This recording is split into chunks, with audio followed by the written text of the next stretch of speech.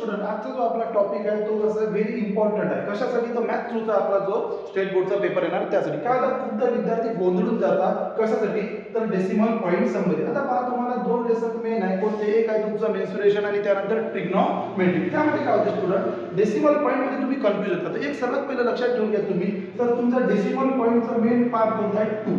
जर तुमचं पॉईंट नंतर एक डिजिट नंतर आन्सर येत असेल आणि परफेक्ट असेल तर नो प्रॉब्लेम, ते आन्सर बरोबर आहे. पण काय होते, कधी कधी एकापेक्षा जास्त डिजिट निघत जाते. म्हणजे आता सपोज 5.926161 अशा प्रकारे उत्तर जर वाढत असेल तर त्याच्या मागे लागायचं नाही. विद्यार्थी मित्रांनो, काय करायचं, जास्तीत जास्त किती डिजिट? फक्त पॉईंट नंतर फक्त 2 डिजिटच काढायचे, त्याच्यानंतर आन्सर काढत बसायचं नाही. आजचा आपला सांगण्याचा सर्वात महत्त्वाचा पॉईंट तोच होता की आपण किती डिजिटवर फोकस करायचं? 2 डेसिमल पॉईंटवरच फोकस करायचं. व्हेरी इम्पॉर्टंट आहे आपल्यासाठी. कशासाठी?